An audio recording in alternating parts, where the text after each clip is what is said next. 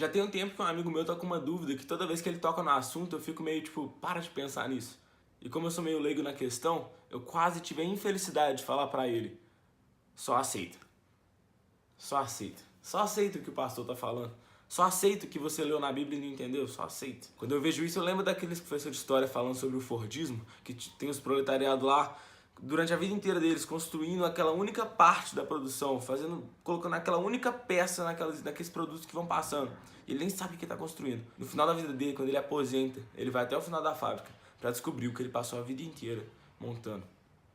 No que você acredita? Você sabe realmente no que você acredita? Ou você simplesmente tá aceitando o que as pessoas falam pra você?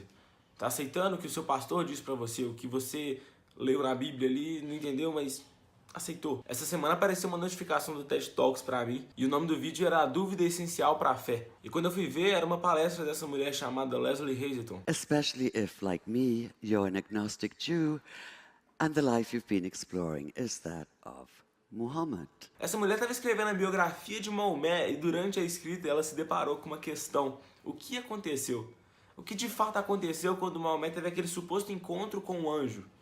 Como ele reagiu? Porque as pessoas acham que quando ele viu aquilo tudo, ele ficou maravilhado e saiu contando pra todo mundo. Mas de acordo com os relatos antigos, e ela fala isso no vídeo, eu vou deixar o link na descrição se você quiser assistir, Maomé teve medo. Maomé, ele duvidou do que ele viu. Ele achou que era uma coisa da cabeça dele ou então um demônio mesmo. E foi por causa desse questionamento que a fé dele foi fundamentada, fortalecida, e ele teve a ousadia para compartilhar para o Oriente Médio inteiro. E a gente aqui achando que duvidar é pecado. Sabe, pega aquele assunto que você gosta bastante, tanto jovem aí sabe tudo de política, de astronomia, de filosofia, mas não sabe nem por que Jesus morreu por ele. Não tô aqui falando pra você se tornar um teólogo ou um apologeta, porque como Spurgeon mesmo disse, defender a Bíblia seria como defender um leão. Dê liberdade à Bíblia, ela vai se defender sozinha. Eu não tô falando aqui de você buscar conhecimento para debater com seu colega ateu. Tô falando de uma coisa pessoal aqui. A sua fé é fundamentada aonde? A gente é a geração do instantâneo, a geração do fast food. Fraga, a gente quer as coisas muito rápido e se demanda algum esforço, a gente já cai fora. A gente pega a Bíblia para ler e é muita injustiça da minha parte falar que a gente não busca a Deus. Mas a gente vai passando as páginas esperando que alguma coisa salte aos nossos olhos ali e tenha uma revelação divina. Só que quando a gente encontra alguma dúvida, alguma coisa que a gente não entende, alguma coisa um pouquinho mais complicada de entender, a gente pula. E são nessas partezinhas, velho, nessas partes que a gente tem dúvida, é que Deus fala com a gente. É que Deus se revela pra gente, é onde ele revela o caráter oculto dele, velho. Eu sempre li Colossenses 1 quando fala da supremacia de Cristo, como se Paulo estivesse falando de Jesus na terra. Porque ele começa falando assim, Jesus é a imagem do Deus invisível. E o que é uma imagem? Algo que pode ser retratado, né? Uma coisa que pode ser visualizada. Mas quando você vai ler o resto do capítulo, Paulo tá falando do Cordeiro ressuscitado e tipo, isso não é Jesus na terra, isso é Jesus no céu. E Jesus no céu também é invisível. Como assim? Ele é a imagem do Deus invisível. Quando Paulo tá falando de imagem aqui, quando ele tá falando de visibilidade, ele tá falando de compreensão. É possível a gente compreender o sacrifício de Jesus. É possível a gente entender Jesus. Aí você me fala assim, é impossível compreender Deus. É impossível conhecer 100% de Deus. É um conhecimento muito elevado. Da mesma forma que também é impossível conhecer 100% do Steve Jobs. Mas se eu pegar a biografia dele, eu consigo conhecer um pouquinho dele. Sabe, a Bíblia foi traduzida por Martinho Lutero e agora a gente tem versões em todas as línguas do mundo. E você tem a Bíblia em português. E você não ousa abrir aquilo e conhecer a coisa que deveria ser a coisa mais importante da sua vida, mano. Paulo fala em Efésios 4, né? Até que todos alcancemos a unidade que a fé e o conhecimento do Filho de Deus produzem e amadureçamos, chegando à completa medida da estatura de Cristo. Então não seremos mais imaturos como crianças, nem levados de um lado para o outro, empurrados por qualquer vento de novos ensinamentos.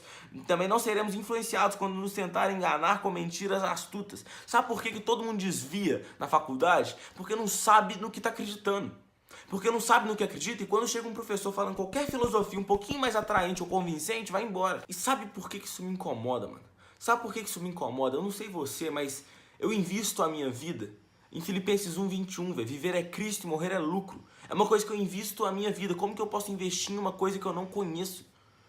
O que tem de errado em eu ter uma dúvida? O que tem de errado em eu ter um questionamento? Sabe, se é uma coisa que eu vou seguir durante toda a minha vida, se eu fui chamado para viver isso, eu quero entender, eu quero conhecer, eu quero saber o que eu tô acreditando. Ou você vai passar toda a sua fé vivendo de experiências dos outros, ouvindo experiências dos outros, pregações dos outros e não vivendo as suas próprias. Que conhecimento elevado que é esse que Paulo considerou todas as performances religiosas antigas dele como esterco para poder conhecer a Cristo? Sabe, a grande pergunta da humanidade, que é qual é o propósito da vida? Quantos filósofos surgiram para tentar responder essa pergunta? Sabe, a resposta não é nenhum livrão, não é nenhuma tese de doutorado, mano. É um nome, Cristo. E eu quero viver para conhecer isso. O meu propósito aqui, velho, o motivo da minha existência é conhecer a Cristo. Sabe, o Filho de Deus já foi revelado em Cristo Jesus. A Bíblia não é um livro de código que você tem que ficar decifrando. Ela tá ali para você estudar ela, para você conhecer ela, conhecer o que está escrito ali. Questionar não vai te tornar um ateu. A não ser que você pare de buscar as respostas e fique com a dúvida mesmo. Mas eu te garanto que você vai encontrar as respostas, porque a Bíblia é a verdade e ela é inteira. Ela é inteira, as coisas estão reveladas ali. Você vai encontrar as respostas. A dúvida é essencial para a fé. Questionar não vai te tornar um ateu. Na verdade, vai fortalecer a sua fé. Eu te pergunto, no que você acredita?